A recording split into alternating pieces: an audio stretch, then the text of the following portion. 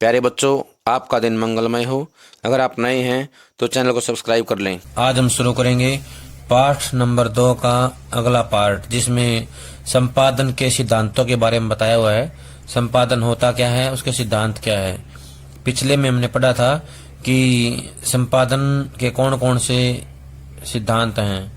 तथ्यों की शुद्धता व तथ्य परखता, ये इसका पहला पॉइंट है। तथ्यों की शुद्धता या तथ्य परखता, ये बहुत इंपॉर्टेंट एग्जाम की दृष्टि से सभी को इस क्वेश्चन को याद भी करना है। तथ्यों की शुद्धता या तथ्य परखता, एक्यूरेसी बोलते हैं। क्या बोलते हैं? एक्यूरेसी। एक आदर्श रूप में यानी अच्छे माध्यम के रूप में मीडिया और पत्रकारिता यथार्थ या वास्तविकता का प्रतिबिंब है। यथार्थ होता है सच्चाई, सच्चाई दर्शाते हैं, हमें धरातल की जो सच्चाई होती है वो दिखाते हैं, असलियत से रूबरू करवाते हैं। प्रतिबिंब होता है दर्पण, उसका प्रतिबिंब होता है ये। इस तरह एक पत्रकार समाचार के रूप में यथार्थ को पेश करने की कोशिश करता है, लेकिन यह अपने आप में एक जटिल प्रक्रिया है। सच यह है कि मानव यथार्थ की नहीं, यथार्थ की छवियों की दुनिया में रहता है, यानी जो दृश्य होते हैं उनकी दुनिया में रहता है। किसी भी घटना के बारे में हमें जो भी जानकारियां प्राप्त होती हैं उसी के अनुसार हम उस यथार्थ की एक छवि अपने मस्तिष्क में बना लेते हैं, और यही छवि हमारे लिए वास्तविक यथार्थ का काम करती है। एक तरह से हम संचार माध्यमों द्वारा सृजित छवियों की दुनिया में रहते हैं, यानी कि बनाई गई दुनिया में रहते हैं। दरअसल यथार्थ को उसकी संपूर्णता में प्रतिबिंबित करने के लिए आवश्यक है कि ऐसे तथ्यों का चयन किया जाए जो उसका संपूर्णता में प्रतिनिधित्व करें या करते हैं। लेकिन समाचार में हम किसी भी यथार्थ को अत्यंत सीमित चयनित सूचनाओं और तथ्यों के माध्यम से ही व्यक्त करते हैं। इसलिए यह अत्यंत महत्वपूर्ण हो जाता है कि किसी भी विषय के बारे में समाचार लिखते वक्त हम किन सूचनाओं और तथ्यों का चयन करते हैं और किन्हें छोड़ देते हैं। चुनौती यही है कि ये सूचनाएं और तथ्य सबसे अहम हों और संपूर्ण घटना का प्रतिनिधित्व करते हों। तथ्य बिल्कुल सटीक और सही होने चाहिए और उन्हें थोड़ा मरोड़ा नहीं जाना चाहिए। जैसे यह अंधों और एक हाथी की कहानी को ही लें। वे तथ्य या सूचनाएं जो हर अंधे ने हाथी को छूकर प्राप्त किए अपने आप में सच थे। हाथी का कान पंखे जैसा होता है, लेकिन हाथी तो पंखे जैसा नहीं होता। इस तरह हम कह सकते हैं कि तथ्य अपने आप में तो सत्य होते हैं, लेकिन अगर किसी संदर्भ में उनका प्रयोग किया जा रहा हो तो उनका पूरे विषय के संदर्भ में प्रतिनिधित्व पूर्ण होना या कई तथ्यों को मिलाकर देखना आवश्यक है। उस स्थिति में तथ्य यथार्थ की सही तस्वीर प्रस्तुत करते हैं। कहने का सही है कि जो तथ्य होते हैं वो वास्तविकता को दर्शाने वाले होते हैं। तथ्य बनाम सत्य। 6 अंधे और एक हाथी, ये छोटी सी कहानी दी गई है। इसके द्वारा बताया गया है तथ्य वास्तव में होते क्या हैं। आपने 6 अंधों और एक हाथी की कहानी सुनी होगी। यह भारतीय लोक कथा तथ्यों और सच्चाई के बीच के फर्क को काफी अच्छे ढंग से उजागर करती है। 6 अंधों में बहस छिड़ गई कि हाथी कैसा होता है, और फिर उन्होंने उस बहस को खत्म करने के लिए स्वयं हाथी को छूकर यह तय करने का निश्चय किया कि हाथी कैसा होता है। एक अंधे ने हाथी के पेट को छुआ और कहा यह दीवार की तरह है। दूसरे ने उसके दांत को छुआ और कहा नहीं, यह तलवार की तरह है, यानी तलवार के जैसा है। तीसरे के हाथ उसकी सूंड आई और उसने कहा यह तो सांप की तरह है, यानी सूंड को छूकर बताया कि सांप की तरह हाथी होता है। चौथे ने उसका पैर छुआ और चिल्लाया, तुम पागल हो, यह पेड़ की तरह होता है। पांचवें के हाथ हाथी का कान आया और उसने कहा, तुम सब गलत हो, यह पंखे की तरह होता है या पंखे की तरह है। छठे अंधे ने उसकी पूंछ पकड़ी और बोला, बेवकूफो, हाथी दीवार, तलवार, सांप, पेड़, पंखे में से किसी भी तरह का नहीं होता, यह तो एक रस्सी की तरह है। हाथी तो चला गया और 6 अंधे आपस में लड़ते रहे, हरेक अपने तथ्यों के आधार पर हाथी की अपनी सच्ची छवि पर अडिग था, यानी कि डटा हुआ था। कहने का आशय है कि जिसको जैसा लग रहा है, जैसा अनुभव होता है, वो वैसा ही दिखाने का प्रयास करता है। अगला है वस्तुपरकता, ऑब्जेक्टिविटी। वस्तुपरकता को भी तथ्यपरकता से आंकना आवश्यक है। वस्तुपरकता और तथ्यपरकता के बीच काफी समानता भी है, लेकिन दोनों के बीच के अंतर को भी समझना जरूरी है, यानी कि उनमें जो अंतर है उसको हमें समझना पड़ेगा, तभी बात स्पष्ट होगी। एक जैसे होते हुए भी ये दोनों अलग विचार हैं। तथ्यपरकता का संबंध जहां आधिकारिक तथ्यों से है, वहीं वस्तुपरकता का संबंध इस बात से है कि कोई व्यक्ति तथ्यों को कैसे देखता है, देखने का नजरिया क्या है। किसी विषय या मुद्दे के बारे में हमारे मस्तिष्क में पहले से बनी हुई छवियां समाचार मूल्यांकन की हमारी क्षमता को प्रभावित करती हैं और हम इस यथार्थ को उन छवियों के अनुरूप देखने का प्रयास करते हैं। हमारे मस्तिष्क में अनेक मौकों पर इस तरह की छवियां वास्तविक भी हो सकती हैं और वास्तविकता से दूर भी हो सकती हैं। यह भी कहा जा सकता है कि वस्तुपरकता की अवधारणा का संबंध हमारे सामाजिक, सांस्कृतिक, आर्थिक मूल्यों से अधिक है। हमें ये मूल्य हमारे सामाजिक माहौल से मिलते हैं। बचपन से ही हम स्कूल में, घर में, सड़क पर चलते हर कदम, हर पल सूचनाएं प्राप्त करते हैं और दुनिया भर के स्थानों, लोगों, संस्कृतियों आदि सैकड़ों विषयों के बारे में अपनी एक धारणा या छवि बना लेते हैं। वस्तुपरकता का तकाजा यानी कि जल्दी यही है कि एक पत्रकार समाचार के लिए तथ्यों का संकलन और उसे प्रस्तुत करते हुए अपने आकलन को अपनी धारणाओं या विचारों से प्रभावित न होने दे। वैसे यह सच है कि यह दुनिया हमेशा सतरंगी और विविध रहेगी। इसे देखने के दृष्टिकोण भी अनेक होंगे, इसलिए कोई भी समाचार सबके लिए एक साथ वस्तुपरक नहीं हो सकता। एक ही समाचार किसी के लिए वस्तुपरक होता है और किसी के लिए पूर्वाग्रह से प्रभावित हो सकता है, लेकिन एक पत्रकार को जहां तक संभव हो अपने लेखन में वस्तुपरकता का ध्यान रखना जरूरी है। निष्पक्षता, फेयरनेस। एक पत्रकार के लिए निष्पक्ष होना बहुत जरूरी है। उसकी निष्पक्षता से ही उसके समाचार संगठन की साख बनती है। यह साख तभी बनती है जब समाचार संगठन बिना किसी का पक्ष लिए सच्चाई सामने लाते हैं।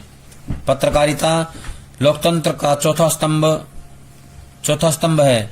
इसकी राष्ट्रीय और सामाजिक जीवन में अहम भूमिका होती है या अहम भूमिका है, लेकिन निष्पक्षता का अर्थ तटस्थता नहीं है। इसलिए पत्रकारिता सही और गलत, अन्याय और न्याय जैसे मामलों के बीच तटस्थ नहीं हो सकती, बल्कि वह निष्पक्ष होते हुए भी सही और न्याय के साथ होती है। कहने का आशय है कि पत्रकारिता हमेशा न्याय का पक्ष लेती है, सही का पक्ष लेती है। स्रोत और पत्रकारिता और स्रोत के आपसी संबंधों से भी किसी समाज में पत्रकारिता का स्वरूप निर्धारित होता है। आमतौर पर समाचारों के विविध और बहुल स्रोत होते हैं। स्रोत तथा माध्यम, खबर कहाँ से आई है। मीडिया में विविधता के लिए आवश्यक है कि समाचार के स्रोत भी विविध हों।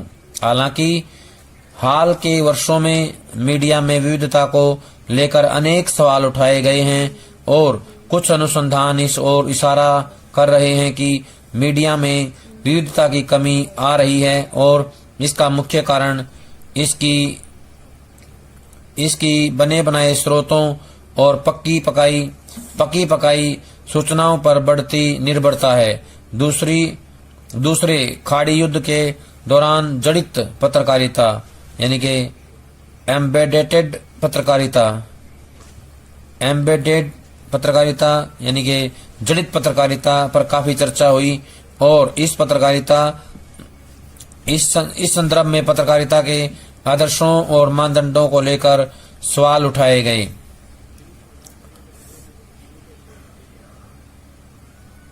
हालांकि हाल के वर्षों में मीडिया में विविधता को लेकर अनेक सवाल उठाए गए हैं और कुछ अनुसंधान इस ओर इशारा कर रहे हैं कि मीडिया में विविधता की कमी आ रही है और इसका मुख्य कारण उसकी बने बनाए स्रोतों यानी कि माध्यमों और पक्की पकाई सूचनाओं पर बढ़ती निर्भरता है। दूसरे खाड़ी युद्ध के दौरान जड़ित पत्रकारिता एम्बेडेड पत्रकारिता पर काफी चर्चा हुई और इस संदर्भ में पत्रकारिता के आदर्शों और मानदंडों को लेकर सवाल उठाए गए हैं। दरअसल इराक युद्ध के दौरान युद्ध कवर करने गए पश्चिमी देशों के पत्रकार अमेरिकी सेना के साथ संबद्ध हो गए और अमेरिकी सैनिक सूत्रों से मिली सूचनाओं के आधार पर ही वे समाचार भेजते थे। इस तरह वे अमेरिकी सेना के साथ संबद्ध या जड़ित थे यानी जुड़े हुए थे। इस तरह के पत्रकार युद्ध की वस्तुपरक और संतुलित रिपोर्टिंग नहीं कर पाए क्योंकि उनका एकमात्र स्रोत अमेरिकी सेना थी और उनका इस्तेमाल काफी हद तक सैनिक प्रोपेगेंडा के लिए किया गया। पहले और दूसरे दोनों ही खाड़ी युद्धों के दौरान सूचना स्रोतों में विविधता न होने के कारण लोगों को युद्ध की पूरी तस्वीर नहीं मिल पाई। कहने का आशय है कि पूरी जानकारी के लिए, पूरी तस्वीर को स्पष्ट करने के लिए जो स्रोत हैं वो अलग अलग होने चाहिए, विविध होने चाहिए, तभी खबर जो है सही होगी, स्पष्ट होगी। जब हम समाचारों में निष्पक्षता की बात करते हैं तो इसमें न्यायसंगत होने का तत्व अधिक अहम होता है। आज मीडिया एक बहुत बड़ी ताकत है। एक ही झटके में वह किसी की इज्जत पर बट्टा लगाने की ताकत रखती है। इसलिए किसी के बारे में समाचार लिखते वक्त इस बात का विशेष ध्यान रखना चाहिए कि कहीं किसी को अनजाने में ही बिना सुनवाई के फांसी पर तो नहीं लटकाया जा रहा। कहने का आशय है किसी को कोई सजा दी जा रही है तो उसकी जो सजा है वो सुनवाई के बाद दी जानी चाहिए, उससे पहले ही ना दी जाए। आगे संतुलन, बैलेंस। निष्पक्षता की अगली कड़ी संतुलन है। आमतौर पर मीडिया पर आरोप लगाया जाता है कि समाचार कवरेज संतुलित नहीं है, यानी वह किसी एक पक्ष की ओर झुका हुआ है। आमतौर पर समाचार में संतुलन की आवश्यकता वहीं पड़ती है जहां किसी घटना में अनेक पक्ष शामिल हों और उनका आपस में किसी रूप में टकराव हो। उस स्थिति में संतुलन का तकाजा यही है कि सभी संबद्ध पक्षों की बात समाचार में अपने अपने समाचारीय वजन के अनुसार स्थान पाए। समाचार में संतुलन का महत्व तब कहीं अधिक हो जाता है जब किसी पर किसी तरह के आरोप लगाए गए हों या इससे मिलती जुलती कोई स्थिति हो। उस स्थिति में हर पक्ष की बात समाचार में आनी चाहिए, अन्यथा यह एक तरफा चरित्र हनन का हथियार बन जाता है या बन सकता है। व्यक्तिगत किस्म के आरोपों में आरोपित व्यक्ति के पक्ष को भी स्थान मिलना चाहिए, लेकिन यह स्थिति तभी संभव हो सकती है जब आरोपित व्यक्ति सार्वजनिक जीवन में हो और आरोपों के पक्ष में पक्के सबूत नहीं हो या उनका सही साबित होना काफी संदिग्ध हो। लेकिन घोषित अपराधियों या गंभीर अपराध के आरोपियों को संतुलन के नाम पर सफाई देने का अवसर देने की जरूरत नहीं है। संतुलन के नाम पर समाचार मीडिया इस तरह के तत्वों का मंच नहीं बन सकता, यानी कि मीडिया को इस तरह के तत्वों का मंच नहीं बनाया जा सकता है। संतुलन का सिद्धांत अनेक सार्वजनिक मसलों पर व्यक्त किए जाने वाले विचारों और दृष्टिकोणों पर तकनीकी ढंग से लागू नहीं किया जा सकता, यानी कि कोई एक सीमा नहीं है, कोई एक दृष्टिकोण नहीं है जिसको नियम बना के उसको लागू कर दिया जाए। ये जो है संतुलन की जो प्रक्रिया है, ये परिस्थिति, स्थिति और हालात को देखकर जो है निश्चित किया जाता है। पत्रकार की बैसाखियां, यानी पत्रकार के पास कौन कौन से साधन होते हैं। संदेह करना पत्रकार का गुण है, यानी कि संदेह करना बहुत जरूरी है। कोई भी काम होता है संदेह से शुरू होता है। उसे चीजों की तह तक जाने की आदत डालनी चाहिए। एक तरह से देखा जाए तो संदेह और सवाल किसी भी स्थिति में बदलाव के शुरुआती कदम है। अगर संदेह न हो और सवाल न उठाए जाएं तो परिवर्तन कठिन हो जाएगा। इस प्रयास में यह ध्यान रखना अनिवार्य है कि इससे पत्रकारिता के मूल्य न प्रभावित हों। इसके लिए पत्रकार को 4 बैसाखियों का सहारा लेने से नहीं चकना चाहिए। ये बैसाखियां संकट या दुविधा के समय उसके काम आती हैं। पहली बैसाखी है सच्चाई। सच्चाई जो है बहुत जरूरी है। विश्वसनीयता इसी पर टिकी होती है। अखबार की जो विश्वसनीयता है, अखबार का जो विश्वास है, वो इसी पर टिका हुआ होता है। लिखने से पहले तथ्यों की पूरी जांच परख और उसकी पुष्टि करना अनिवार्य है।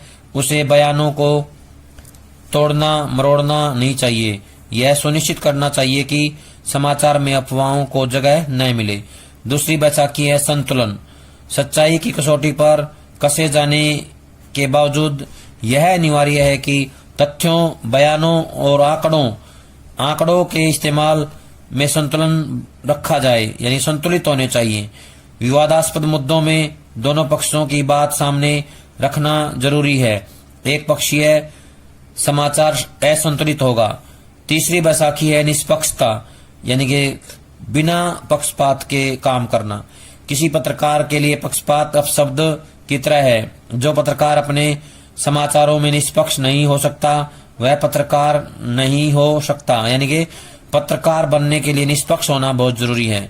पक्षपात करने वाले पत्रकार को उसके पाठक ही खारिज कर देते हैं, यानी कि उसको जो है रद्द कर देते हैं। इसलिए जरूरी है कि पत्रकार समाचार में निजी राय न व्यक्त करे। चौथी बैसाखी है स्पष्टता। पत्रकारिता साहित्य से भिन्न है।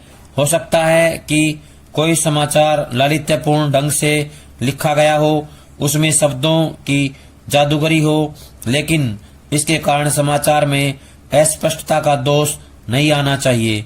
समाचार से